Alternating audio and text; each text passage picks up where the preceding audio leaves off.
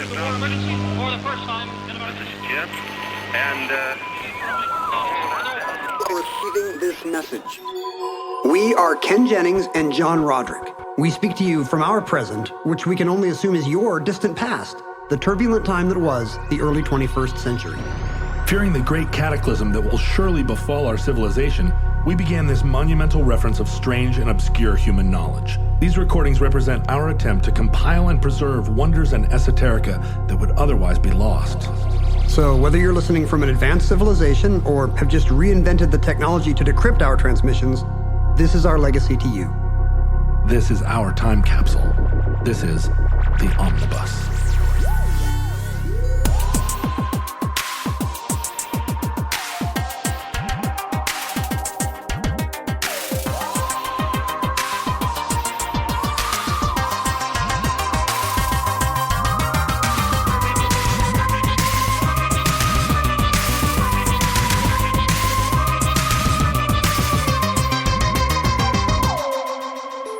You have accessed entry 1158.DE0413, certificate number 51403.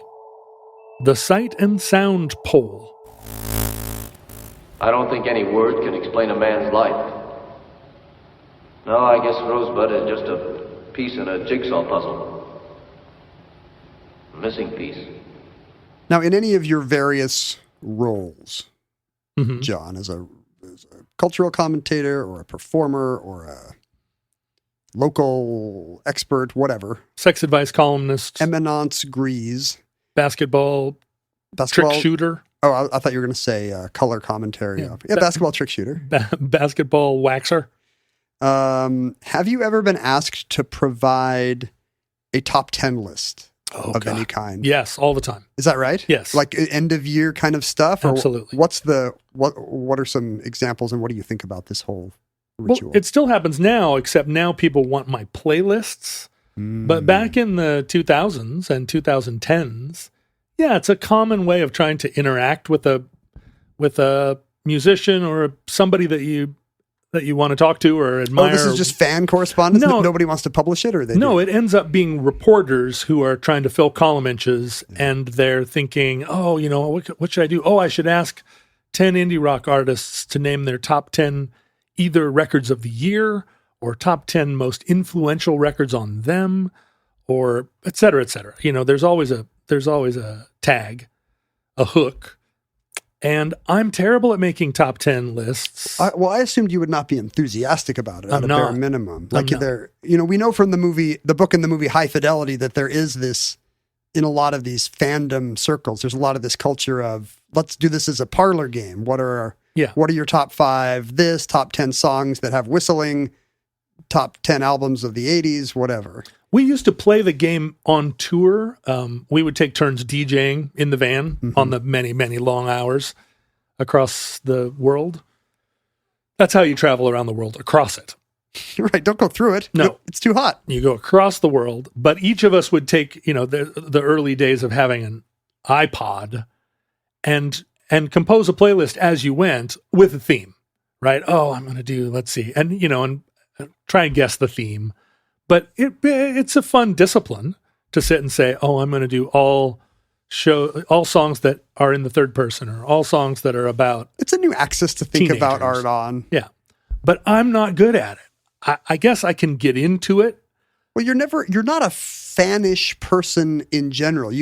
I think you have some built-in scorn at kind of identifying yourself with the things you like. And so the glee that people take in fighting over whether something is the 8th or 9th best, whatever, seems like you would actively poo-poo it. Yeah, I do. Am I right? Go ahead and poo-poo it. Poo. I mean, this was all, there are so many versions of this. There are the people that will sit for hours and argue about how they organize their vinyl. Like that's also a high fidelity plot point. Yeah, how's it organized? And I was just like, I couldn't, first of all, it's not, my vinyl isn't organized at all. It all goes in just like, wee. But second, well, who cares? But there are also people that have their bookshelf is arranged by color, or those people. Do you remember where people were putting their books in spine in? Yeah, I know somebody who does this. And it's cute and stuff, but it has nothing to do with books. Anyway, you're right. It's the lack of fan. I don't have that impulse. And so whenever I would get asked, can you do this? I would always decline. And then I would have my publicist or other publicists say, it's just an opportunity to get your name in a magazine. Right. Don't decline. It's not some dignity issue. Just make up a thing. But they are trying to get you to write their thing for free. Right.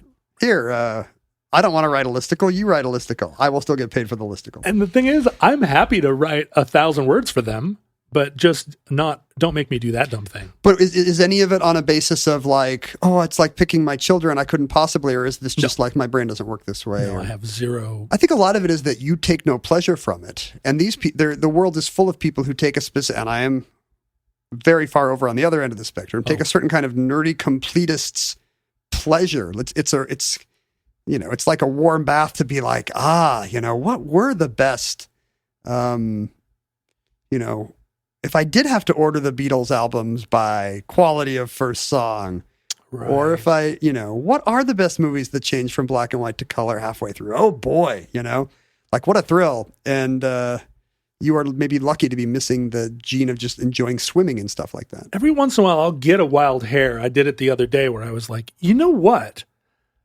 The rock music of the 1980s owes a lot to the band Foreigner. And we never talk about Foreigner and I'm not going to argue. We on Omnibus? Or? Well, anybody. I mean, the rock music. I think we should talk more about Foreigner. Yeah, the critical consensus does almost never include Foreigner. But you cannot have really any of the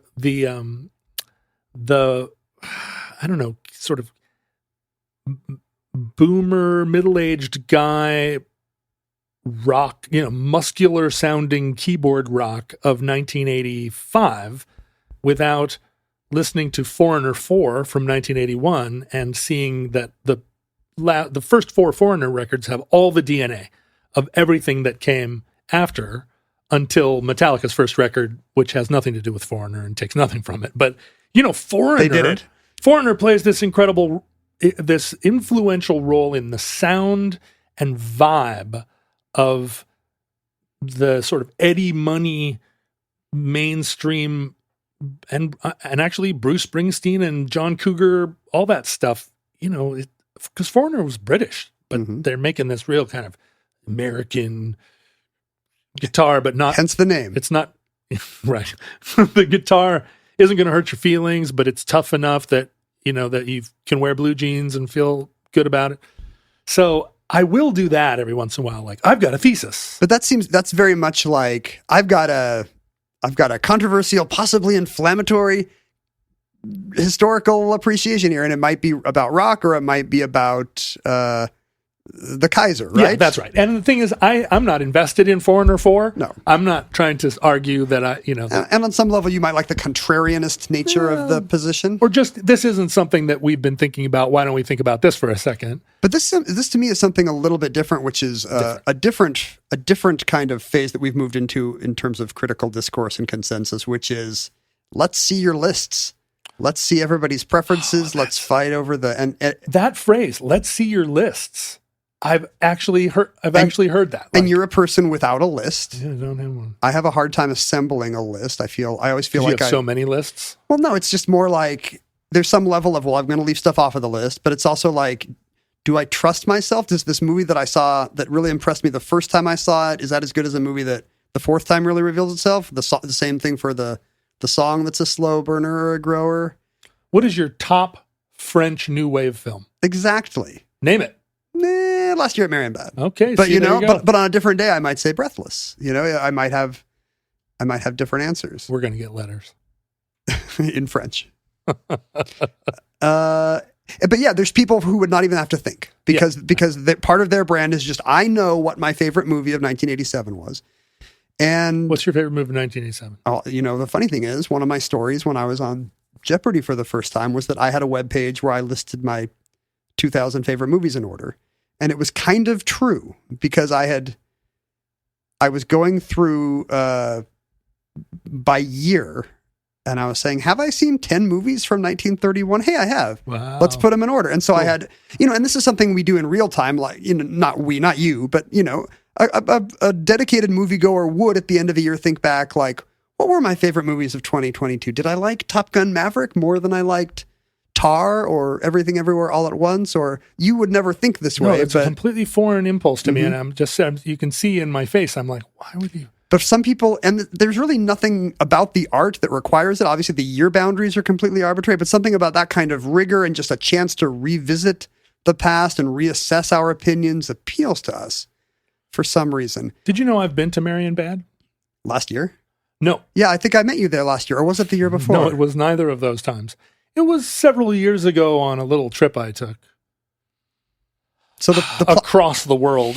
You did not bore through Europe like the Mole Man. It's the Czech name is Mariánský Lázně, and I don't know if that appears in the film because I've never seen it. The film is kind of it's a version of an avant-garde French novel in which a nameless pair of people meet at this resort, and one is convinced that they've met before, and the other is convinced they haven't. Oh, and really, it turns out not to matter because this is not a traditional plot or psychology development. Yes, exactly. Mariánský Lázně is a beautiful spa and a very strange place. I was impressed by it. I want to visit it because the movie and the book are famously kind of strange and beautiful and unearthly, and I wonder if that's inspired by the real place or if it's just. I always just assumed it was some arbitrary. Because I think in the movie it's just kind of used as a placeholder. Like, was it Marienbad or was it Friedrichsbad? Or there are two big spa towns over in Western Czech Republic, and Mariánský Lázně is the smaller of the two. I don't think I could have even told you that it's in modern Czech Republic boundaries. Yeah, but the thing is, it's in Western Czech Republic, which was the Sudetenland, which was formerly populated largely by Germans, which is why it's called Marienbad. I don't think you should really be supporting that claim. You know what? It hasn't aged well to say that the Germans should move into their ancestral Sudetenland. No, I don't believe they should, but I do think it's not contestable that it was a lot of Germans living there. It's been known to happen. Yeah, I don't want to. I'm not like some kind of revisionist. But as a result of, having this kind of list, I had put it on kind of a rudimentary GeoCities type website. And when I was struggling for something interesting to say about myself to Alex Trebek, I was like, I'll be a movie nerd today. And people were like, I want to see Ken. Suddenly, I'm getting emails every day. Hey, where's that page that had your list of all your 2,000 favorite movies organized by year? Yeah, on your 70th show, I imagine you and Alex had really run out of anecdotes. On my 7th show, I'd run out of anecdotes. It was a pretty bleak scene. You've heard this show. Yeah. Well, what you started to do was just write your name in, like with weird art, and that was something to talk about. He would usually just go off card. He'd be like, Ken, I want to ask you something. And he looks at the 5 boring stories on my card and looks up and says, what are your, You ever seen a grown man naked? Do you like Roman gladiator movies? So I am very much on the other end of the spectrum where I'm, I have this urge to, the enjoyment of cataloging favorites of various kinds and genres is like very real to me on it, but I really can't defend it. But you've really tempered that in your and my relationship. It almost never comes up that you like start fanboying out and then check yourself. Like, that you're not going to get that from me, so you never bring it up. I feel like it's a private pursuit. If I'm with somebody else who enjoys it, then it can become a social pursuit. Like if you wanted to argue with me about Godard and Truffaut, hey, that's fun. I don't. But clearly you don't, and you give that off. You emanate. Do not ask me to rate the Radiohead albums in order, Because people will, and it'll Wait, they had more than one album? What? Now I have a tie at 4th place, and this is going to be controversial.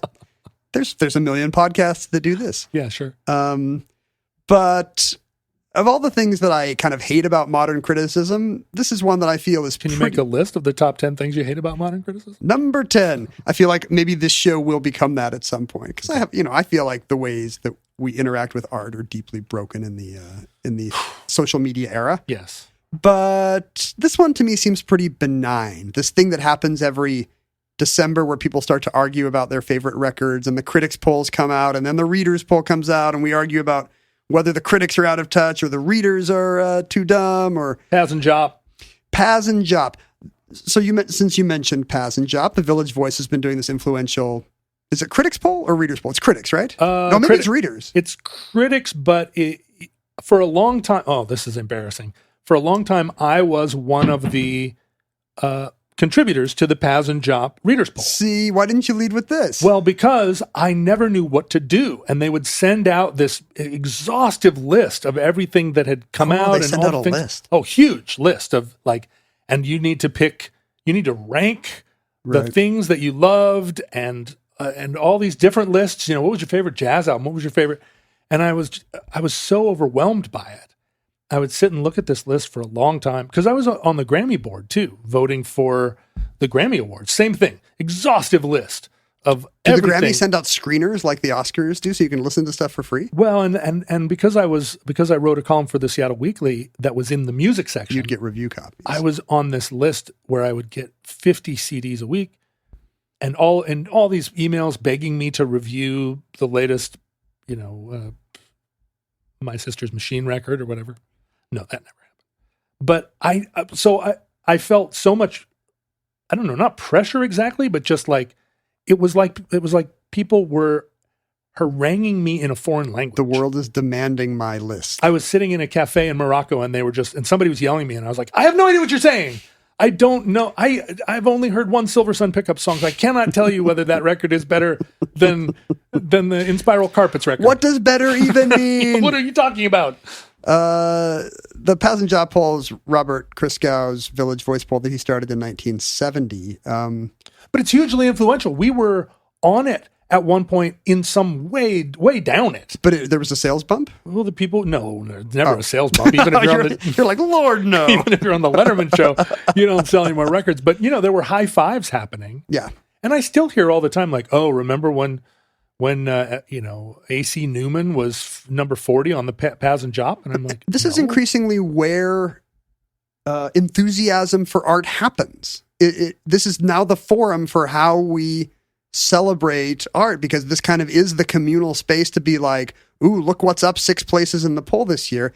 And this is a new phenomenon. The idea of a top 10 list is quite new. I spent some time this morning going through 19th century literary corpuses to see if you can find anybody talking about their 10 favorite anything. Is it a Wolfman Jack thing? Where did it start? Casey Kasem? I mean, I guess it starts on Mount Sinai.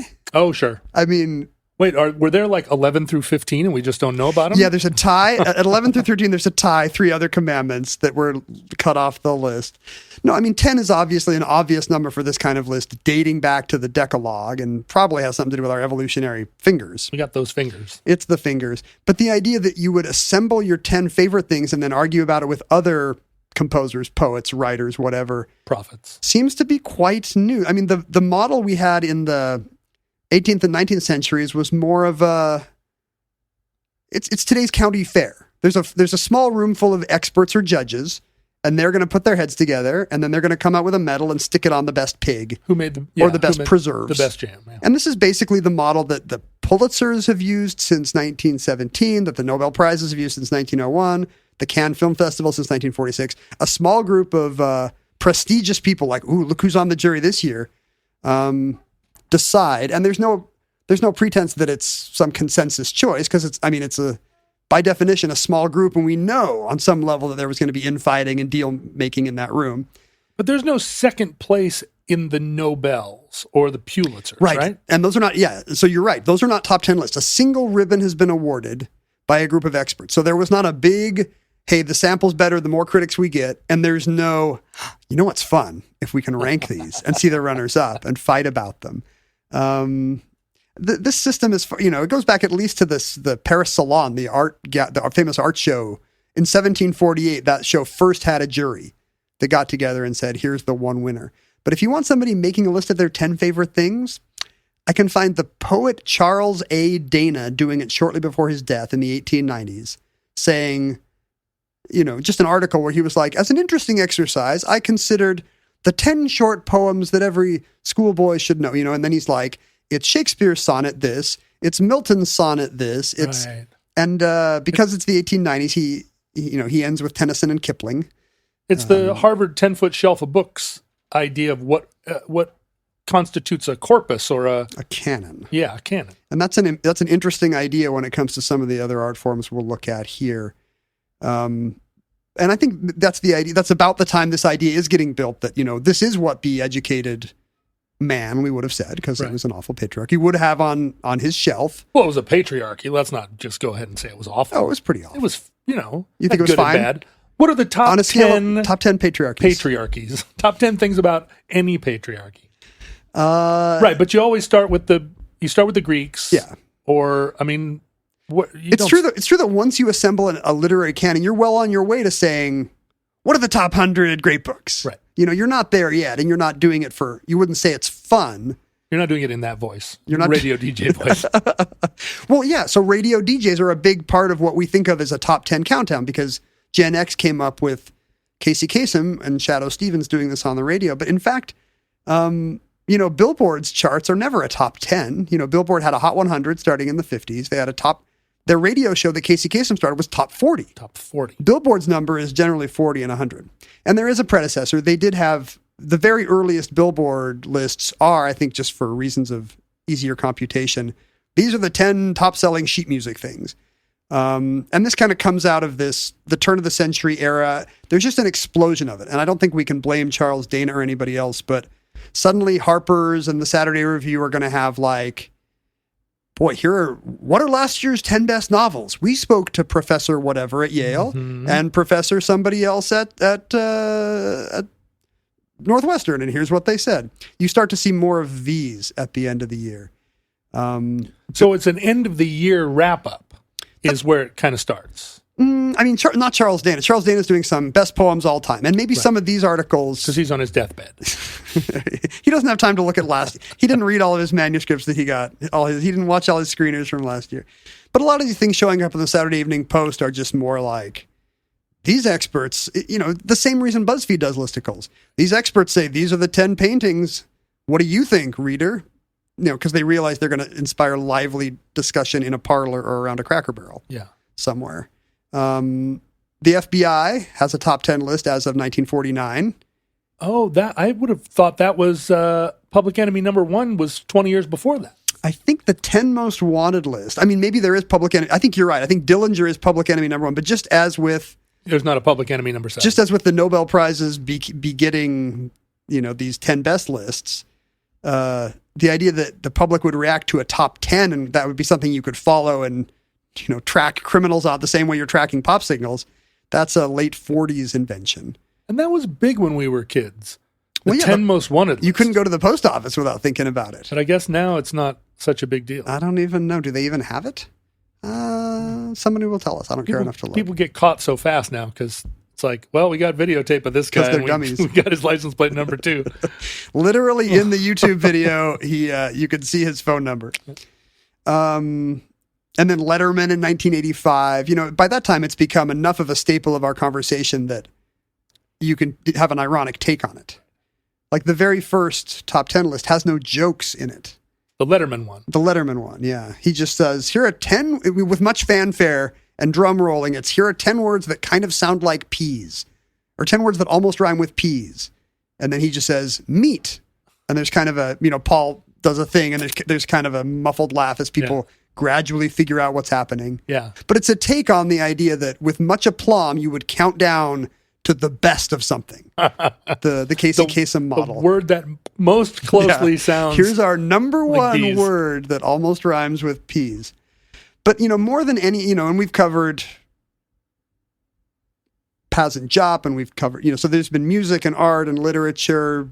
Jazz, Downbeat magazine starts asking critics and readers for the best jazz records in the 50s. It's happening everywhere, but nowhere more so than in the movies. Oh. For whatever reason, and if I was just talking out of my butt, as I am, I would say that it's some overlap of a big, well-moneyed industry, with a savvy promotional wing, plus the egos of these people that lead to lots of self-congratulatory honors and award ceremonies, plus the fact that it's a new medium, so there is a lot of artistic innovation going on, plus it's got mass popularity. Everybody has an opinion. So you combine all these things, it's a perfect storm for where the top 10 list kind of appears. It was the first art form that really was, you were talking about big money, right? Too, right? Like you could be a million seller with your Bebop-A-Lula 7-inch, but it's not like the big dollars that Ben-Hur brought in. And so the top 10, it's the first time you're able to say, like, this earned $100 million. That's in itself exciting. Yeah, it is. And it's, everybody young and old will have seen Ben-Hur or Broken Blossoms or whatever the big silent movie of 1920 whatever is. It's both art and it's the opiate of the masses. Yeah. And so, famously, the Oscars are an industry vote. Thousands of insiders are voting. But we get into top 10 polls pretty quickly. The National Board of Review is a group that started out as a censorship board, as implied by their name. But that kind of morphed into we provide a seal of artistic merit. Mm-hmm. What are the uplifting movies that your community should be showing in its movie houses? And as an arm of this, in 1929, they produced a top 10 list. Here are the top 10 most gratifying and enriching films of 1929. No sexual innuendo, no strong female leads. Exactly. Awful patriarchy at every turn. But I think at this point, it was less like Catholic bishops and just a bunch of what it is today, New York City area film enthusiasts who are like, so they were actually the good movies, not just looking for clean movies, but really, these are the movies of merit. Oh yeah, your women's group should have seen Hallelujah, King Vidor's best. Oh, so film already had the imprimatur of high culture? It did. Oh. It did. I think just because it was so obvious when somebody tried something, there's so much of this dreck with Keystone Cops falling down, but have you guys seen Ernst Lubitsch's The Love Parade? It's uplifting romance at par with any sonnet, this kind of thing. And the National Board of Review, you may or may not be aware, still exists today. Yes. And a bunch of film enthusiasts still turn out and they do so in December. They turn out a top 10 list before the award season really kicks off. Do they do it with the award season in mind, hoping to influence it? Yeah, I think it's the same kind of thing with the Iowa caucus, where every year the Golden Globes are jockeying with the New York film critics, because you don't want to be too late and irrelevant, but also if the race shapes up late, you don't want to be the ones who are like, National Board of Review, because it's, I think, a small group of critics, is kind of hilariously out of step with what becomes the consensus. I was looking at their recent picks, and they agree with the Oscar Best Picture almost never. Wow. Once every decade, it'll happen to intersect, and it won't be some predictable masterpiece. It'll just be they both liked Slumdog Millionaire, I guess. Yeah, they couldn't say no to Green Book. Uh-huh. But the rest of the time, I think this year the National Board of Review said Top Gun Maverick. They were. Did they really? They were populist this year. But then last year it was Licorice Pizza, a movie that generated a lot more think pieces than ticket sales or awards. I heartily agree, because Licorice Pizza basically illustrated my childhood, or rather 2 years earlier than my childhood. I mean, it really resonated. The waterbeds resonated. The age gap I could not overlook. I think Yeah. I don't know why. I do not buy that she would be interested in this high school boy. It seems like a high school boy's fantasy. Yes. That an interesting 20-something would want to date him. But you'll notice in the oeuvre of that particular writer director, there's an awful lot of that. I haven't thought about that. Precocious. Am I going to have to go back and look at the Paul Thomas Anderson age gaps? Around the same time, Variety starts doing a critics poll. The National Board of Review does. And so, more than anybody else, the movie industry is creating this thing where at the end of every year, there's a series of banquets and a series of lists that get published where critics and readers alike kind of jockey over what the best of the year was, as if that's a meaningful way to think about art. Because, it's, if you don't work in an industry, it is weird to be like, well, the thing about the films of 88. But now this is baked into our culture. Even a kind of a layperson will know that 1939 was some famously great year. And, what are the years that were weak? And finally, we arrive at 1952. Yay! When this story will begin and end in Belgium, like all good stories do. The Festival Mondial du Film et des Beaux-Arts de Belgique, the Belgian Film and Fine Arts Festival, decides on a project. The movies are now 50 years old, they say, which is a little bit iffy. But yeah, basically there's been half a century of some kind of attempt to make film. A time to look back and review. And I guess as a hook for their festival, they contact 100 big names in the film industry, directors and producers and so on, and ask them, hey, what do you think the 10 best films of film's first half century have been? Mm-hmm. It's called the Brussels Referendum in hindsight. And they emphasize that, look, we're just asking for your personal preference. What is your feeling about this, John Ford or Renee Claire or whatever? Like, you don't have to be delivering us any kind of attempt at a objective, academically important, historically important elite. Just what are your 10, even back then, they're like, it's a little bit striking. What are your 10 films that make you happy and feel good? This should be particular to you. And mostly what they get back is complaints. A bunch of people send refusals. Charlie Chaplin, Eric von Stroheim, Renee Claire, Jean Cocteau, Alfred Hitchcock, Laurence Olivier, all people who are like, not going to play this game. Okay. My people. Yeah. And I'm for some reason, I'm sure many of these names are kind of hoity-toity, and you would think to yourself that they object to the art being dragged through the... Yeah, it's not a sports It's not a competition. Exactly. Yeah. And to this day, you'll hear this with the Oscars. Like, it makes no sense to say, did this guy play an elderly African-American garbage man as well as this young guy played a hot white werewolf? How are we even pretending this is a thing? Frances McDormand. But there's something wins fun it about all. it. Frances McDormand every year. But they do get enough people, and they get a lot of people just complaining about having to do it. What a difficult choice it is, choosing my children, etc. But they get dozens of ballots back, and because a lot of them are from name people, it becomes they publish some of them, it becomes interesting. They're like, who would have thought that, Carl Dreyer, who produces these kind of dour Lutheran, somber mood pieces, loves The Petrified Forest, an early gangster movie with, the movie that kind of broke Humphrey Bogart. So there's these kind of fun discoveries like this. Another thing they find is that lots of people are voting for themselves, which is so bizarre to me. And I think today you would not see it. No. It would really take a gutsy person to be like, I know this is going to be published, but, I, Paul Thomas Anderson, think that There Will Be Blood is the best movie of the 90s. Every once in a while, you do get 2000s. a celebrity where their brand is that they're just unapologetically like, I am the greatest. It's the post-Muhammad Ali era.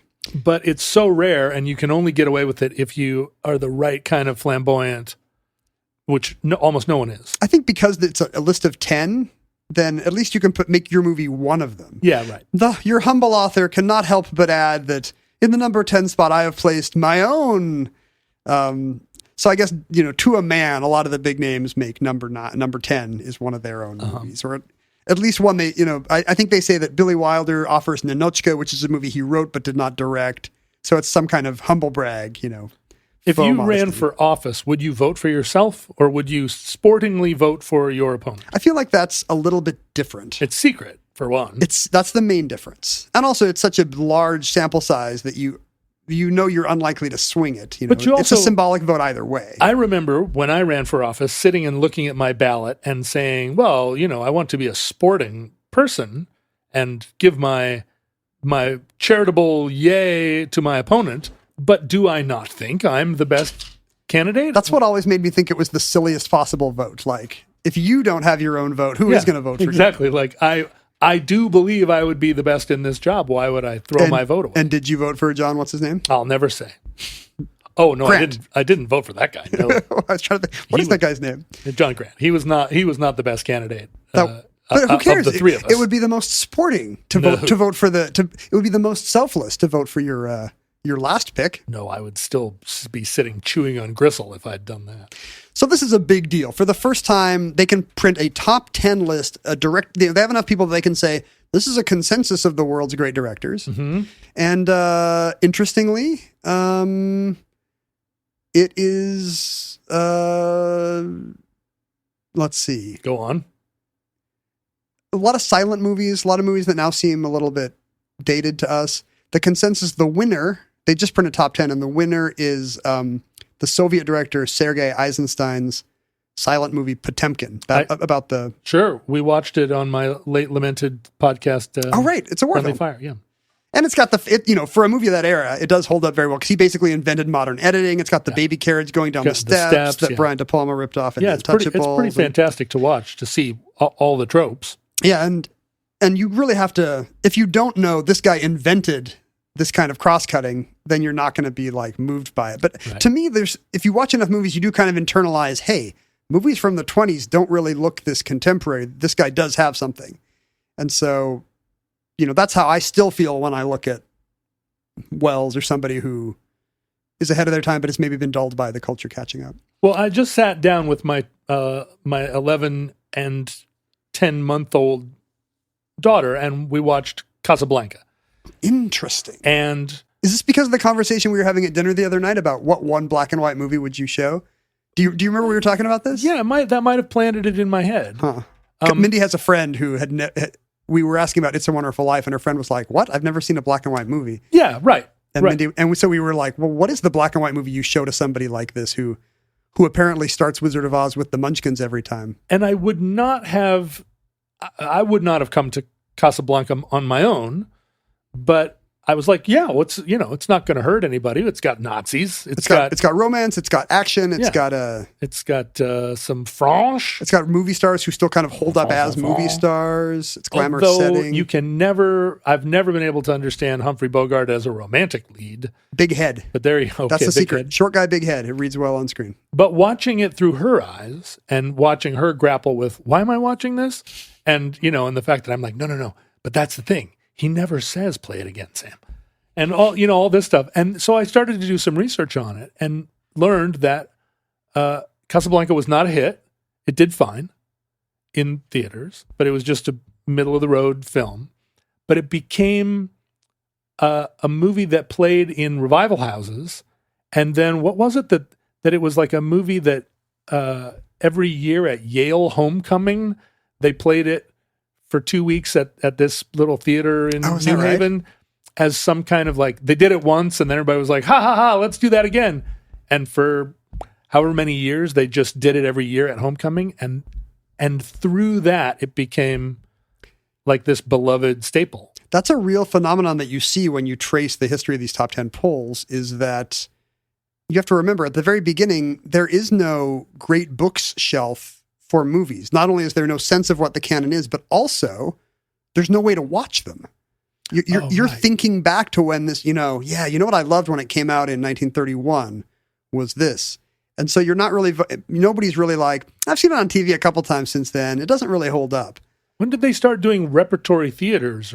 Yeah, a lot of movies just kind of a lot of movies that we now think of as classics of that era just kind of caught on over broadcast TV. The networks that would show Wizard of Oz every Thanksgiving, the accident of It's a Wonderful Life falling into the public domain so that TV stations could show it on Christmas, and then a movie that had been a flop became maybe the most quoted movie of the century. Yeah. And then what gets programmed at film festivals, because a director could be forgotten until one influential screening happens and suddenly the critical establishment is all abuzz. That's kind of what happens here. The month after this Brussels referendum is reported, Sight and Sound magazine, love to get to the title an hour in. Sight and Sound, I used to sell it at Steve's Broadway News. They had it on the newsstand? Yeah, for sure. Well, it's very hard to get now. And it was only nerds that bought it. I spent, I believe that 100%. We had 9 cinemaphile magazines. It was a whole corner of the store. I spent a very pleasant weekday this week sitting in the University of Washington Library looking through you microfiche nerds. I did not go to the microfiche because they have bound volumes. Oh, wow, they do? Yeah. They had bound volumes of Sight and Sound back to 1958. Wow, no kidding. And so I could go... Our tax dollars at work. The British tax dollars at work, plus one. So Sight and Sound magazine is an arm of the British Film Institute, like a lot of European nations. Great Britain has this kind of nationalized nonprofit with heavy government ties, currently funded by the National Lottery, whose aim is to support homegrown film. It's not paid for by the TV licenses that everybody has to pay. Even worse, lottery tickets. TV. It's a tax on the dumb. But luckily, it's paid for one of the world's greatest film archive. The U.S. has never really had this because A, our movies will get watched everywhere, no matter how bad they are, even if we don't subsidize it. God bless America. And B, we believe in freedom, and therefore barely evil social democracy should not be propping up private industry in this way. Right. That's right. And especially not snooty East Coast critical darling. But in Europe, they have no such problems with this. Like, Finland wants to make sure Finnish movies get made and distributed. And so the BFI is a huge powerful, I don't want to say powerful, but it's a prestigious institution that supports scholarship and has a big library and supports British film in general. And at one arm of this is this quarterly review magazine that they started publishing in 1930. And they published a piece called, I think, As You Like It in 1952 about this Brussels referendum. And then the following month, they thought it would, because they are all film academics, they were like, well, what if you weren't asking Orson Welles and Jean Renoir? What if you were asking us, critics? What would we say were the best movies? Yeah. Because who would know better than us? Let's foreground us. Those who can't do. And so they publish a follow-up thing in the following issue, I think called As the Critics Like It. And it's not a cover package. It was very fun, by the way, looking at these old bound magazines. Because you can, at one point you're reading, the very first one I opened had a long argument about the plot of Last Year at Marienbad. Huh. And then by the time I got to the most recent ones, I would turn the page from the poll and it would be a review of Austin Powers and Goldmember or something. I'm not saying it's societal decline, but it's like you could watch the 20th century pass. And because it's nice, glossy stock, magazines hold up well. Yeah. Well, and it was like oversized, right? Bigger than a... Big, square bound. Yeah. And these appear to have been like bound by some institution. I don't know if it was UW or elsewhere right after they came out. So they weren't all beat up like old books are, and they weren't yellowed like old newspapers were. Like, I felt like some movie nerd in 1958 reading about what Bergman movie might open in my country next. Fortunately, no one but you has checked those out. And no one has ever read them. in 42 years. The funny thing is, as we'll see, some of them are now collector's items, and I was like, I could just slip this into my pants and watch. Should these even be here? That's not a Ken Jennings thing. Well, I didn't do it, but I'm now suggesting it to thousands of people less ethical than myself. Don't steal from your local libraries. Libraries have had a huge problem with people just, getting a rare book, ripping out the map, stuffing it into their pants, and then selling it to a dealer for $50,000. Oh, believe me, I have a whole wall of stolen maps from Austrian atlases. Not by you. No. They were stolen by Austrian thieves. No, probably Hungarian and Slovak thieves. Sold on the open market to you. Yeah. So this thing's just buried in the middle of the magazine. Again, as I say, after some navel gazing about Marguerite Duras novels and Alan Rene movies. And the response they get from critics are unanimously negative. Oh, yeah. What an awful, because they say the same thing, like just the 10 movies that mean the most to you, And so they get, how do I narrow it down to 10?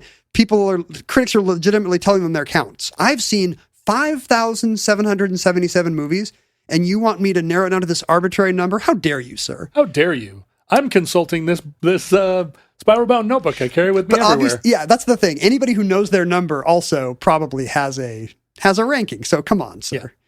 Yeah. Others basically, in the issue they list all the quotes. What an awful idea. What a thing to ask. This is a lousy and silly pursuit. This is impossible. This is barbarous. And this being Britain in 1952. Goodness, how hard it was to whittle down. So I used the word barbarous yesterday, but I haven't used the word lousy in forever. When was the last time you called something lousy? Oh, I love lousy. And I think it might just be... It's a great word. Neil Simon plays that I saw in the 80s. Well, I don't know what made me say lousy. It has lice. That's how bad it is. The old meaning of lousy was if something was teeming. Yeah. You would be like, this room is lousy with drunks. Sure. I think I would use that more likely than to call something lousy. To me, that was just crazy because I only had heard the, this is bad. This is not quality. No, I think maybe my older family members all said like, this place is lousy with communists. If you are someone who in 2023 still says things are lousy, meaning abundant, please let us know. They do not find that Potemkin is the best movie ever made. Okay. What's shocking about their list is it's extremely recent. This is 1952, and these critics are like, 3 of the top 10 are like from the last 5 to 10 years. Man with the Golden Arm. That's yet to come out, maybe? Oh. Isn't that 50? Oh, it might be. When did the movie come out? It's movies that do not get watched much anymore. Isn't it 49? Is that? I would have thought that was Man with Gold. This is the type of Let's do it in real time. content that is Man with a Golden Gun. The Nelson Algren novel comes out in. Looks like the movie's 55. Oh, 55. Because if it's Sinatra, it's got to be after From Here to Eternity, which is 51 or so. Right. Okay. Yeah, I'm not great with dates, but often I can do the order like that. Like in the top 10 is like a very recent kind of pseudo documentary made by the Nanook of the North guy. Okay. Except this one's set in the bayous of Louisiana. David Lean's Brief Encounter, kind of a Hollywood. This is going to be the British film establishment, even though they do send ballots all over the world. The poll will have a British bias for many decades. British bias in film or British bias in taste? Both. Because I could see they would be like, oh, we love American noir. Yeah, there's definitely a thing where once the French critics start getting into it, then you see their tastes reflected in the American and Japanese movies they like. But they like the British-made, the pride of the British-made art of Brief Encounter, a kind of a sad will they, won't they married romance. The winner is actually Ladri di Biciclette, Victoria De Sica's Bicycle Thieves. Yes. It's often called The Bicycle Thief in the U.S., but in Europe it was almost always Bicycle Thieves, which actually reflects a plot development from the third act of the movie. There are multiple thieves. Have you ever seen Vittorio De Sica's Italian neo-realist classic Bicycle Thieves? I don't think so, but then again, I don't know. Because it sounds very familiar, and It's the kind of thing that works as high art because it's after the war. It's shot on location, unlike Hollywood movies. It deals in kind of a gritty way with poverty and deprivation. The like war-torn poverty? Or a lot of De Sica's and Rossellini's movies are made in war-torn Rome after the war. In this case, a poor man needs his bike for his new job of plastering posters, right. the Jason Finn sure. pursuit. Sure. And his bicycle is stolen. And so it's him and his young son wandering Rome, trying to follow leads that will get him his bike back. Oh, I don't know. It's basically Pee-wee's Big Adventure. But, yeah, sure. But it also, in addition to being arty, it very much works on an audience level because it's a tearjerker about a cute kid and a stiff upper lip dad. So on a sentimental level, it really works. And I think maybe today's audiences, it actually, at the time, what seemed like a too gritty to be believed movie now probably seems like a romantic fantasy. Yeah, like a insufferably cute sentimental movie. But it's in Italian? It is. And so there was already like a burgeoning Italian art film universe? Yeah, and this would have happened in the 30s as well. The French were, ahead of a lot of the Hollywood and the UK film establishment on a lot of artistic axes. So they would have been used to seeing groundbreaking movies subtitled. But they weren't bound by the Hays Code, so they could do sexier things, right? Was that always a part of it? Yeah, I don't know how much that would have affected a film poll in 1952. That's interesting to think about. Because when you look at the list, it's not, it doesn't yet reflect the directors like Bergman or Fellini who would have built an audience like that in the U.S. Yeah. The French and Italian and Scandinavian directors who, whose movies were also a little bit saucy. These all seem to be very much, we're man of the people and Chaplin makes us happy, or, sure. The muscular nature of this von Stroheim movie, or the close-ups in Passion of Joan of Arc. It's just kind of a, what are the artsiest things? Anything with Burt Lancaster. Citizen Kane does not make the top 12. It is tied for 13th. Oh, tied with what? Let me see. Renoir's Grand Illusion, a World War I era thing, and John Ford's Grapes of Wrath. Interesting. But the I thought you were sample, going to say Steamboat Willie. The sample size is so small that it's really whether a movie got 15 votes or 9 votes will make it either number 4 or number 14.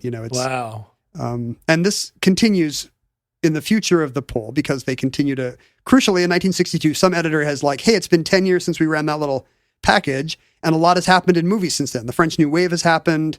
A new up-and-coming group of critics have championed, as you say, noir and American Westerns. And, all these kind of old-fashioned musicals and literary adaptations, what French would have called the cinema of quality, has kind of fallen off the critical map.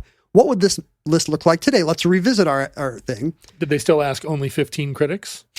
It's still a small group. Let me see. Are there numbers here? It seems to be about the same number of critics because the winning movie is in the low 20s and you need about 10 to get in the top 10. And it hasn't been shaken up that much. Citizen Kane has moved to the top. It's, it was a newish movie then, and now it's got 20 years of. What do you think changed in the culture that Citizen Kane in that 10 years or 15 years? Well, let me ask you, what do you think of Citizen Kane when you watch it today? Are you one of these people who's like, overrated? I can't believe people talk about this movie. No, but it's such a psychological film. It all happens in a room. It seems very modern to me, just the framing thing of like, we're going to structure a movie like this by following a new lead character in every act, and he'll have different flashbacks. And yeah, that all seems like, today you wouldn't think anything of it. But I think But in 1942. I think the startling subject matter had to play. Right. This is a real person we're tweaking. Yeah. And that's kind of lost to us today. Today, if you did a movie about a Trump-like blowhard, that would be what would lead all the discourse about it. Today, nobody really thinks that much about the real life menace of William Randolph Hearst when they talk about Kane. Right. It's just all about, deep focus photography. He put ceilings on the sets. It's more about the Wells, the wizard, Wells, the technician. But at this point, critics love Wells. If there's one thing that the French New Wave guys agree on, it's that like Wells was a boy genius. And Wells also agreed. Yeah, Wells would be the first. And that everybody else is an idiot. I love. Do you love watching 70s and 80s clips of Orson Welles saying that Woody Allen is a terrible little man? Yeah. What was the worst kind of human? Charlie Chaplin was quite dumb when you think about it. He did one the other day. Oh, it was. He did? No, he didn't. Big if true. But it was. What was it? What was I? I was down some rabbit hole. It's not that this went around. It's that I've ended up in some dark room where Kazan. I found myself reading up on him and then watched Wells denounce him when he was getting all his honorary Oscars late in life, and people were either standing and applauding or sitting with their arms folded. And Nick Nolte sat. Yeah, in 1985 Oscar ceremonies, and Wells is like, garbage. Traitor. Mostly it is kind of frozen in the silence. It's most of the same movies that you would have seen on the list 10 years ago, maybe because they're asking enough of a mix of old and new critics that unless it's something like Citizen Kane that everybody can get together on, nobody has the votes. But how do they feel about the big epics, which would have been coming out at that point? The silent epics seem to be kind of falling off the list. There's no more Griffith anymore. It's got to be something like Eisenstein, where it's a technician at work, or there's definitely a mind at work, and in this case a left-leaning political mind at work. Right. But Lawrence of Arabia isn't like. I mean, Lawrence of Arabia came out that year, and there are a couple recent movies, they have it's not just the French New Wave. We've also discovered that Japan is making good movies. India's making movies. So there's a Mizoguchi movie on the list. Satyajit Ray, the Indian, Pather Panchali almost makes the top 10. His the first in Ray's Apu trilogy of kind of honest autobiographical Indian films. La Ventura, an Antonioni kind of avant-garde art movie where a woman disappears and is never found, and alienated people stare at each other sadly, is the number 2 movie and comes within 2 votes of passing Citizen Kane. Huh. And so this is a movie that would have just come out a few years before. There's enough people who are like, even though this is new, we're convinced this is the future. So the early lists have some new movies, or at least there's one here. I mean, this is kind of what made me suspicious of these lists when I first encountered them. In the 80s, where it felt like, really, the Battle of Algiers is the greatest movie of all time? Like, I feel like Well, you've got some ideology pushing this. That's true. And then some of them you watch and it's been a few decades and maybe they actually don't hold up. You know, we were wrong on some deep level to think that Chaplin was funnier than Keaton or you know, just that the times changed. Yeah. The styles changed. This list, and somebody in the article actually refers to this. One of the people who write, they print every critic's list, which is fun. Oh, that's fun. And somebody says this is every critic's favorite parlor game. So by 1962, this is established as we know that when critics get together, boy, are they playing the high fidelity, tell me your top 5, top 10 game. One more reason not to go to that party. The thing is run in 1972. Again, the list with Citizen Kane on top of it basically stays frozen for the rest of the 20th century until I first discovered it in the mid to late 90s. I had a kind of a film nerd friend who worked at the university library who was like, you know, you can come in and just watch any of our laser discs. And so I came in and started working my way through the Criterion collection. Nothing more fun than watching a film in a chair in the library. Carol in the library. Well, think about this. Like, we're into the home video age, but there's nowhere I can see these movies. Right, of course. You know, like if I was been in Seattle, I could have gone to Scarecrow and I could have rented these on VHS tape. But the nerds all had Laserdisc because it looked a little better. Yep. And you could watch Potemkin. And I was in Utah. Although now you own it. And there was I do. But there was no other way to, you know, even if I wanted to watch some big international hit that was 50 years old, I couldn't watch Seven Samurai any other way than to go put in the Laserdisc and flip it, of course, 8 times. And I found the Sight and Sound list, and it had basically stayed frozen with Citizen Kane at the top, and then Renoir's Rules of the Game, and the 92 list basically was the 62. Whoa, list. Interesting. And the university library had the Sight and Sound issue, and so I checked it out, and they were still only listing. It was still not yet a cover package. Like the 1992 list, it's like Tim Roth talks about Reservoir Dogs is on the cover. And then they're also like, and our poll. It would be like as if the first 50 years of the Sports Illustrated swimsuit issue, they were just like, you know, it was mostly interviewing a jockey or a gymnast or something. And then they're like, oh, and we also have bikinis in the back. How much of that became just like, well, you have to say these are the top movies because otherwise you look like a dope. And there'd been no disruptor, nobody with long sideburns. Right. Like you don't, they're going to print your list. So some people, why not say Macmillan and Wife? And some people do produce kind of idiosyncratic lists because they think that's fun, but it's shocking how many people, critics and directors alike, because in 92 they started director's poll, will just be like, here are my favorite movies in order. And it's basically the top 10. Right. Citizen Kane, Seven Samurai, like they kind of feel like, I mean, honestly, it's just because of how art affects you when you're young, right? Like it's the first movies you saw that kind of froze your idea of what a great movie is. And these guys were reacting to the critical consensus when they were coming up in 62. And so in 92, their list is unchanged. And they're not bad, but it's Citizen Kane, Wizard of Oz, Seven Samurai, Wild What's your Strawberries. favorite Cure record? Mine? Yeah. I don't know, Disintegration? Yeah, correct. I mean, it's... Moving on. And it's the same thing, right? It's it's like, when did you discover it? Yeah, right. Everything, even if you discover... I found that even bands I discovered at the sellout time, I prefer the later sellout records. Interesting. I prefer Doolittle by the Pixies to Surfer Rosa or Caribou, you know? Fascinating. I prefer... You would get beat up at certain I prefer house parties. Document and Green and Out of Time to Murmur and I know. I'm going to drag you. But it's just because, you know, where you find it. Yeah, sure. You know? Sure. And okay, so films. There's definitely a big effect like that with movies. And so when that became all Gen X critics, was it suddenly like Raiders of the Lost Ark? Well, that's what happens. So, you know, there's small increments throughout the 20th century. You know, in the 60s, we discover Keaton, and suddenly Keaton's like boing in the 72 list. Because he was just neglected all that time because Chaplin took up all the oxygen? I think it was thought that, you know, Chaplin was had the heart. Oh. And Keaton was just the guy that did the well-constructed mechanical gags. And as the world changed and we were like, it's actually really mawkish when Chaplin sees the blind girl, whereas Keaton has so much to say. If a house falls on you, like that's universal. I mean, it really shows that critics are heartless monsters, basically, that they're like, I'd rather watch a house fall on a dude than a blind lady fall in love with a dude, you know? Well, anything's, there's nothing worse than corny.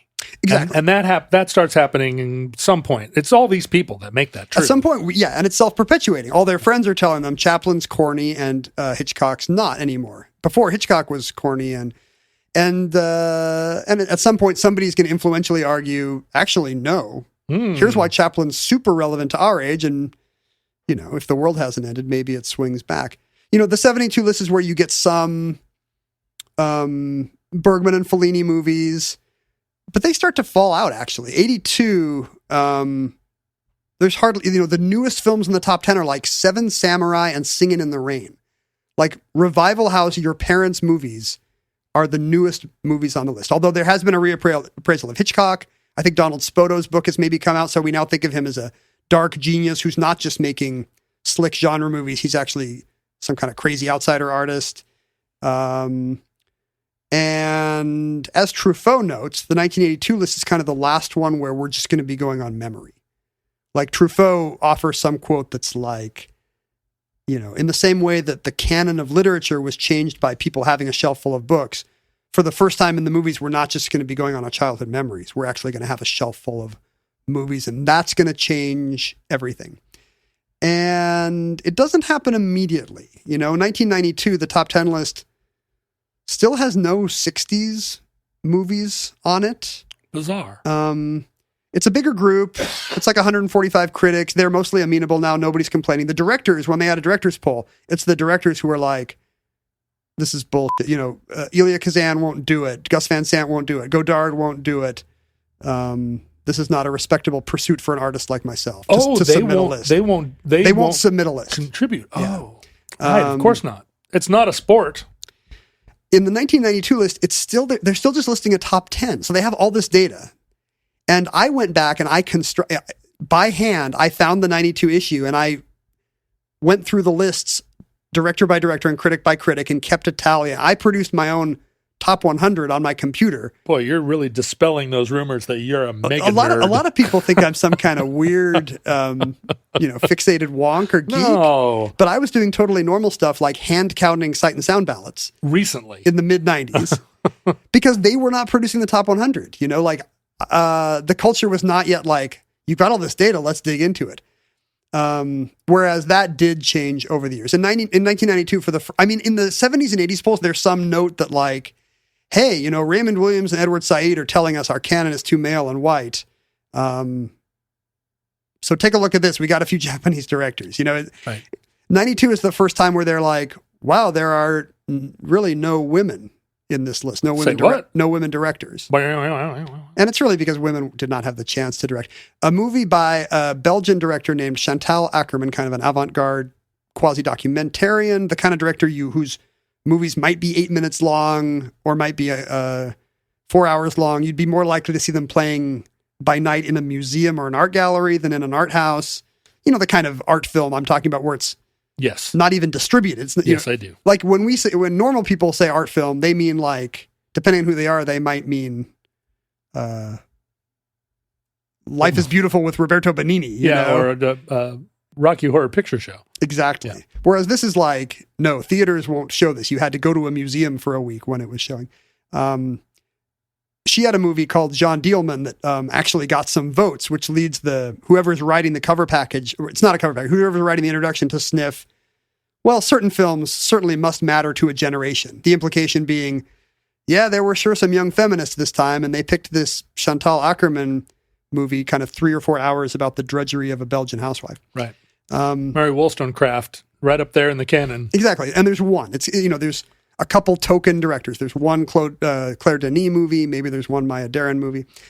In 2002, for the first time, there is a cover package. Sight and Sound has realized this is the draw. Like, this is why people buy this It's been 10 years, and now here's the new poll. Because the culture had been coming around to this. Like, it's all now about top 10 lists, and these guys have the only one that goes back to 1952.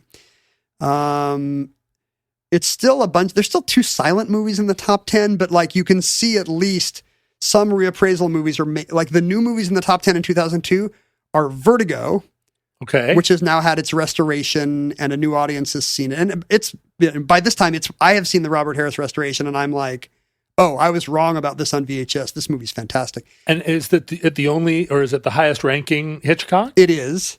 And 2001: A Space Odyssey. These are the new movies in 2002. Weirdly, Godfather and Godfather Part 2 have been considered as one movie for some reason. False. And they're doing, I know. I object. And they're doing very well. Oh, wait, are they talking about the one where they were combined for television? No, they are not talking about the CBS one. What was that? The Godfather Saga? Yeah. In chronological I order? watched it on TV when it came out. Well, it has scenes that aren't in either of the first two movies. It has some scenes that were cut out from both of the theatrical cuts. Oh, I didn't know that. Yeah. But you can see those scenes on video now. So, weirdly, The Godfather does very well in the director's poll, but not in the critics' poll. Nobody thinks Coppola is like a top whatever director. But this is what year? 2002. You're kidding me. It's 2002, and the discussion is still Vertigo in 2001 are the hot up-and-comers. Wow. They are, but there's no Apocalypse Now. There's no... let me see. Is it this year or the next year? In one of these years, Apocalypse Now is the most... Well, that takes us to 2012. 2002 is up to 145 critics, and for the first time, there's a bunch of hand-wringing that, wow, this is a lot of white males, like... Right. Maybe it's not just that there is a canon, it's selective, but like, what if our selectivity biases are like actually kind of detrimental? Wait a minute. To the world as a whole. Maybe we're the baddies. It's definitely for the first time there's a what if we're the baddies? Whereas in 1992 the poll is like, yeah, some young feminists liked Chantal Ackerman, I guess, if that's what you're into. Whereas in 2002 it's very much like, could this be some self-perpetuating thing about white directors? Did you hear there's a black film director? Exactly. Come on. But not on this list, there is not, right, by the way. And even in 2012, it's still incredibly white. You have to go all the way down to number 14 to get a movie from the 70s, which is Apocalypse Now. You have to go down to the mid-20s even to get a movie from the 21st century, even though they're kind of, by this, I guess there's enough old critics in the poll that even though Wong Kar-wai's In the Mood for Love or David Lynch's Mulholland Drive are just unquestionably now top of the canon movies. With a bullet. They're still number 25 with a bullet, you know? Yeah. Vertigo, in a big surprise, is now, for the first time since 1952, there's a new number one. Vertigo noses ahead of Citizen Kane. Wow. And the media has started to report on the poll as a horse race. In the weeks leading up to it, will it be Kane again, or will there be an upset? You can treat anything as a horse race, not just... It turns out you can ruin anything this way, not just electoral politics. For the first time, they're not sending out handwritten letters. They're doing it digitally. They're including online critics. And because it's digital, they can reach out to 1,000 people. They get 846 responses back. And Vertigo is the best movie of all time. Have you seen it? What do you think about Vertigo? I have seen it. It's fine. It's fine. I mean, it's good. It tends to be divisive. Vertigo tends to be like, this movie doesn't work. The third act is crazy. I mean, I like a crazy third act, but... I just liked kind of the dreamlike the stuff that some people hate, the driving silently through San Francisco with the Bernard Herrmann music playing, the implication that maybe she is kind of a ghost. Then it turns out the ghost is in his head and it's his problem. Call is coming from inside the house. The feminist reading of like kind of how awful Jimmy Stewart, America's Sweetheart is actually just a sicko in this movie. I'm a Kim Novak stan, so... But she looks weird in the third act with the wig and the dark hair. And yeah, but doesn't mean you don't want to see her in a wig and dark hair. By the time Vertigo, like I kind of felt like I had already been like, whoa, like this is Vertigo and 2001 really are the movies that like kind of woke me up. And, oh, wow. Okay. And suddenly they're taking the poll by storm. And I felt like, my opinions have been, and it's just because there were more people of my generation in the poll. But you as a 20, oh no, I guess you were 30. I would have been like when I'm like getting my mind blown by Vertigo in 2001 and Michael Powell's movies, basically the movies I saw on the 92 Sight and Sound poll, I'm a mid 20-year-old. Yeah. So you're a 25-year-old and you're not like Reservoir Dogs. You're planting your flag at Vertigo. And I wonder why. At some level it is kind of the back patting of, hey, I've seen the great works, capital G, capital W. Right. But when I saw Pulp Fiction, it was the same thing. I couldn't get enough of it, and I watched it 10 times. But it really was like, it's because like this movie seems to have the stature that I associate with these all-time greats that I've been watching in kind of a homeworky way. But no one ever says Dr. Zhivago, right? It's always that bloated 60s stuff never. Lawrence of Arabia did very well with the directors for a while. And because it's a British poll, those David Lean movies kind of do disproportionately well. Right. But yeah, these kind of bloated 60s, they're the first things to go. Like, I think even in their time, a bunch of critics were like, oh no, do not go see Around the World in 80 Days. Yeah, but you and I were just talking yesterday about like how we're going to conspire to help you buy the Cinerama.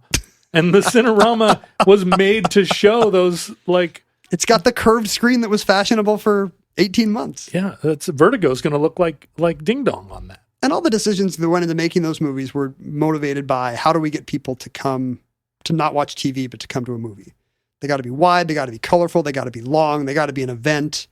Maybe they're a road show, they've got an overture, it's like the theater, maybe you dress up, maybe you bring your neighbors. Smellotron, 3D, all that kind of stuff. So that brings us, finally, this is probably a pretty long show. Oh, and there are some women in the top 100 for the first time in 2012. Like, I think... Catherine Bigelow? No, too early. Too early. It's a French director named Claire Denis, whose works are beloved. This 1940s surrealist named Maya Deren, who, hung out with Man Ray and made these little kind of... short feminist movies, and again, Chantal Akerman. In 2022, the world has changed. This is like an epical event for film nerds who now can all hang out with each other on film Twitter and on Letterboxd. This is no longer happening in in city level film critic circles. These conversations are now happening online, which means they're public, which means anybody can get into the discourse. Smart or dumb, old or young. There's not an internet yet, right? There is, but there's not one that's... Well, I guess it's exactly these people. In 2012, for the first time, they're finding these online-only reviewers and saying, yeah, we'll send you send you an invite through email. But 2022 is fully, this list came out in December. Okay. So this is a borderline current event show, which is why I almost didn't do it. But weirdly not for Gen Z. Yeah, exactly. For all the Gen Z Sight and Sound subscribers. They can't afford it, Ken. They can't afford your boomer movie magazine. Well, the cover price is probably £12, even though the BFI is subsidizing it. This was a massive event in film Twitter world, and it bubbled out to headlines, because it's every 10 years. Every 10 years, the landscape of film criticism changes. Coming in at the end of 2022, the BFI has announced that the Sight and Sound critics and directors poll will return. And this time, it's fully, the culture has caught up with it. It's a big cover package, 4 different covers, so collectors can get them all.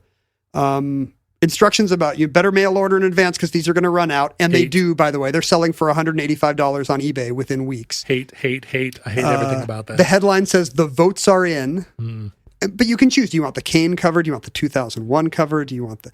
Michael Caine? Citizen Kane. His brother Citizen. Kane Mutiny? No, that's Charles Foster Kane. There is a man. A certain man. This time they've reached out. There's been a massive push to broaden the demographic. This time, last time it was big news that when it went from 145 to 846. This year it's doubled. They reach out to 1,600 critics. Thousands of people, and they get 1,639 critics votes back, 500 directors vote. And it's not just that, but there's specifically language saying we'd like to platform to a wider range of voters. Right. So there definitely is some consideration to diversity and inclusion. Yeah. Why has nobody in the continent of Africa ever gotten one of these? Why is it still like 88% male critics? So, the Battle of Algiers back at the top. Ponte Corvo. So the modern idea that, these numbers do not look like the world is very much top of mind. And I haven't seen a gender breakdown of the results. So is Black Panther the number 1 movie of all time? The number 1 movie is a surprise, and it leads to headlines even outside the world. As soon as I saw it, I was like, oh, this is going to be so many bad think pieces about this. And sure enough, there was. Was it The Devil Inside Miss Jones? It is the over 3-hour Chantal Akerman feminist drudgery masterpiece of the 70s, Jean Dielman, what's it called? It's her address. Jean Dielman, 23 Rue de Commerce, or Quai de Commerce, 1080 Bruxelles. It's her address in Brussels. Right. Rolls right off the tongue.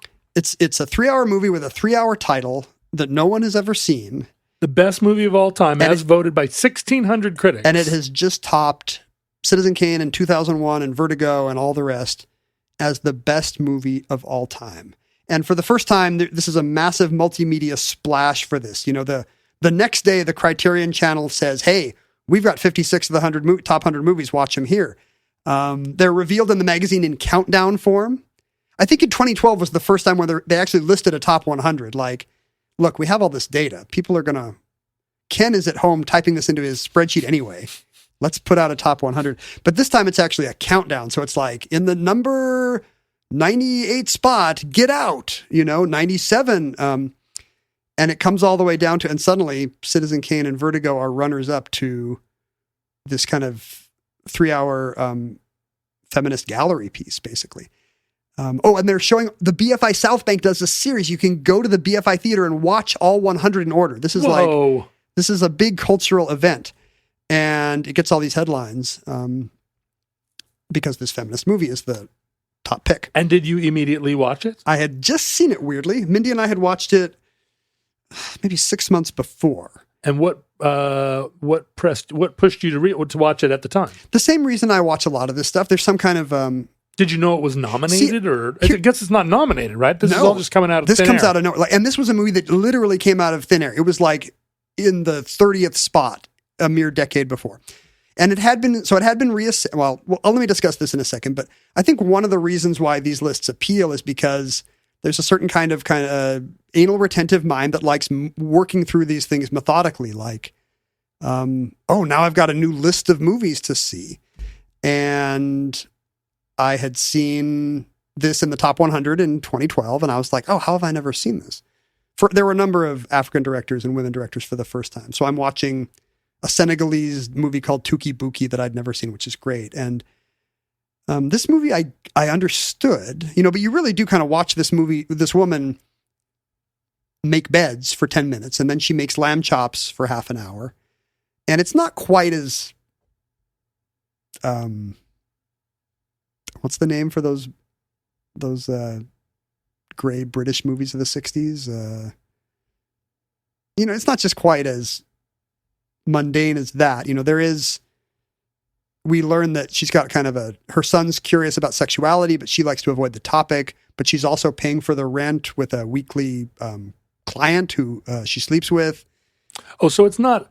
It's not plotless. It's not Dada, like, I'm going to make a 2-hour movie about a woman making beds. But it might as well be for big chunks, because even though you've learned, oh, wow, she's paying the rent by sleeping with that guy every Tuesday, then it's like, all right, back to her breading the cutlets, but there is something hypnotic about watching the drudgery. And of course, that's the easy feminist angle is like, a huge audience and a largely male audience has turned a male gaze on women in many ways, but like, never to just the dreariness of making dinner for your ungrateful kid. Yeah, watch us iron the sheets for 2 hours. Yeah, like what if what if you had to consider the ironing? And, Ackerman made this in the 70s when this kind of thing was a little more revolutionary. Like, consider the free labor here, men. But that's not why. And the funny thing is when I talked to Mindy about this, she actually... I think it really spoke to her on a much deeper level. Like I was like, oh, I totally get like why this movie works. And she was like, this is one of the like best movies I've seen in a while, even though it's very slow and 3 hours long.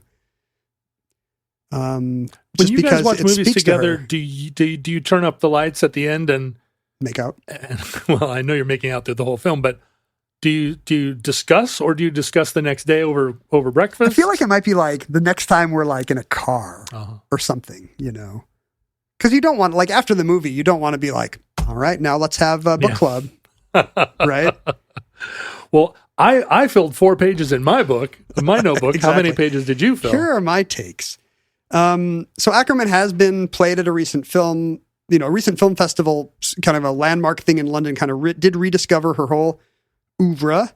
And it's very relevant to the times. And we're living in an era when you can watch a 3-hour movie on streaming or video so you could pause it. Like a lot of these long form, slow core movies, Bellatar and stuff, have done much better in recent years, given that you don't have to make a day-long commitment to the theater if you want to watch 9 hours of Shoah or 11 hours of Berlin Alexanderplatz. You can watch it at home and suddenly it's more accessible. But the main reason, and a bunch of dumb think pieces were written about, the wokeism that's pretending that that this movie has taken over. And it was everywhere on the list, by the way. The Claire Denis movie that kind of was a consensus top 100 movie is now in the top 10. And this Iranian, you can almost go through the list and be like, wow, this is new discourse. I bet it's directed by, a woman, or an Iranian guy or a Senegalese guy, or you could kind of see, either what were the factors that inflated it this time, or maybe what were the factors that have been keeping it down for decades. Right. Depending on whose tweet thread you're reading. Exactly. And Chantal Ackerman, although a Belgian film director, teaches film at City College of New York. She's not like living in a community in some arrondissement. She passed away in 2015, but yes, Belgian born, but was she a New York resident much of her life? She died in Paris. A suicide. I didn't know that. Oh dear. Well, I mean, so like the depression, the female lens on depression that's apparent in much of her work, I guess, was autobiographical. Well, and her parents were Holocaust survivors. Oh, right. A lot going on there. But the real reason that this movie surpassed Kane or Vertigo or whatever, I think was commented on too little, when most of the discourse was like, is the Academy is the critics' Academy out of control? The real reason is people are submitting a list of 10 movies, and it's going to be public. And there's a sense that when you put together, I was going to ask you this, when you put together these lists, which you apparently hate to do, like, do you make it as a whole? Or are you like, well, let me just tick down and I'll do 1 to 10? Or are you like, boy, I don't have a comedy? No, I think it depends on the person. And I think a lot of people that really take those lists seriously put them together like an album.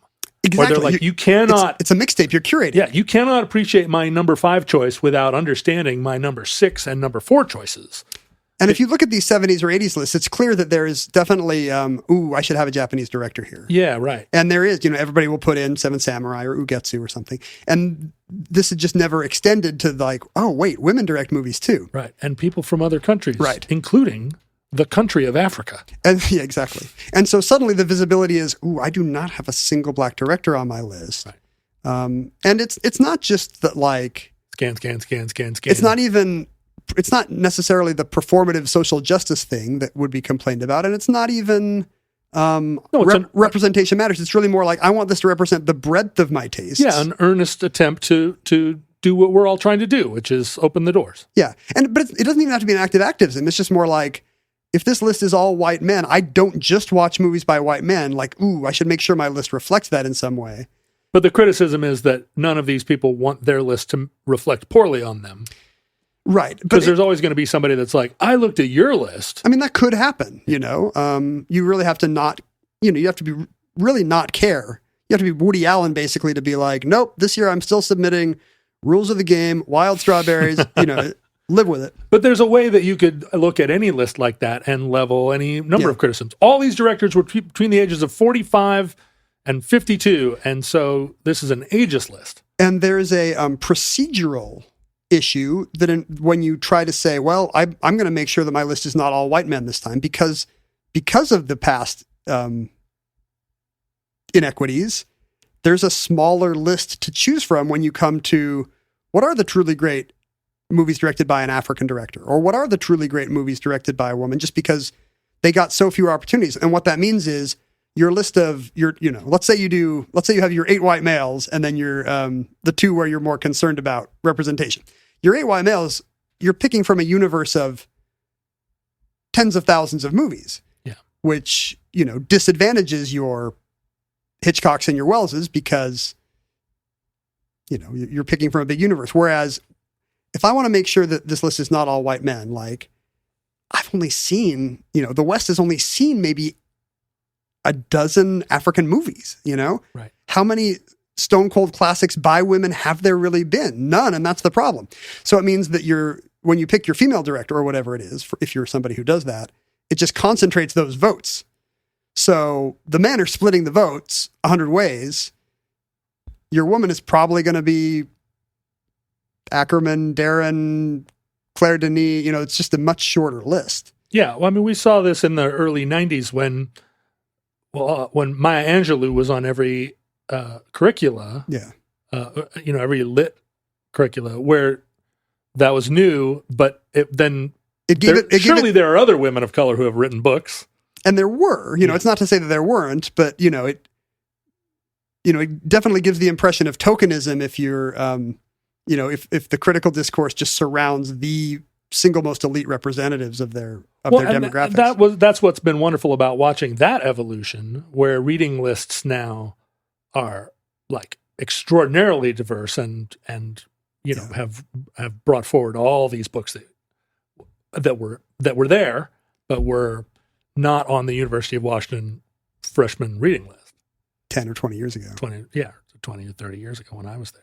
When I looked at I think yesterday, Sight and Sound expanded their top 100 to their top 250. Like they were planning to have every critic and director's individual list on their website by January.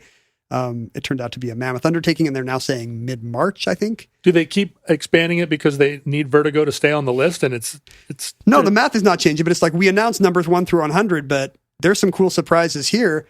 Right. Like Twin Peaks: The Return, that Showtime series is like got enough votes to be a number 145. No, even though it's not a movie by any definition, Wow. And that's just how the numbers worked out. They never say we're going to disqualify short films, we're going to disqualify documentary. They kind of let people define movies themselves. And so I was going through that list, and there's a lot of, because of this inflationary effect on certain identities, the African director you've never heard of, the black woman you've never heard of, a lot of movies would just appear and I'd be like, this Iranian reclusive poet who made one movie, I have never heard of her. How am I going to get my hands on this? And I had this amazing flashback to seeing my first Sight and Sound list in the 90s, and just, the doors that open when you see just people talking and arguing enthusiastically. Most people didn't have that in their social circles, right. But you could have, and before the internet, you could have it in this magazine, and you'd be like, wow, the critics are talking about this Czech director I've never heard of. Finland, there's movies out of Finland now. Wait, the new guys in the 90s are Taiwanese, and I've never seen any of these. Like it's almost like discovering a new level in a video game or something, where you're like, this is going to be hours of adventure. And I really kind of am in favor of this criticism by list, even though it's stupid in so many ways, just because this kind of becomes the venue where so much movie enthusiasm and discovery now happens. Like it's more a magazine poll than any film festival or retrospective or conversation anywhere. Yeah, it's curious because when I Googled, I started to talk about being good at Googling. I wanted to see where certain movies showed up in the Sight and Sound poll. And so I put various movie titles, right, with Sight and Sound to see where they came up. And no matter what movie I put in there, the top 5 results were all, is the Sight and Sound poll too woke? Yeah. And then 100 Reddit posts that are super long. And you realize, oh, it's a whole universe of people over on Reddit. I mean, absolutely actuallying each other to death. And this is now synonymous with the critics poll. Like one thing you see when you send out 2,000 ballots to critics online and off because print media has died is there's now no difference between the critics poll and just the daily discourse on film Twitter and Letterboxd and these other sites. Right. So it's a parallel universe that we don't live in, but now film nerds and critics all live there full time.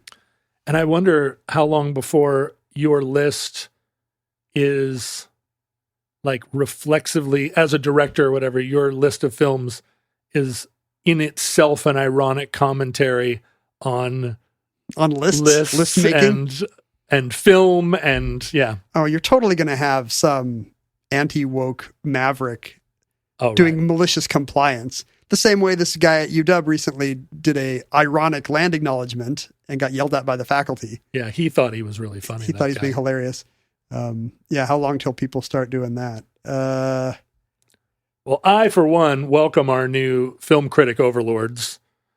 If everyone's a film critic, I guess nobody is, but I don't know. I'm really hoping, I'm dreaming of that day. 2032 poll. We'll see. And that concludes the Sight and Sound poll. Entry 1158.DE0413. Certificate number 51403 in the omnibus. Futurelings, in the unlikely event that social media still exists in your era, Facebook, Twitter, and Instagram archive everything we've ever thought or said at Omnibus Project. Or rather, at Omnibus Project. Our handles were at Ken Jennings and at John Roderick.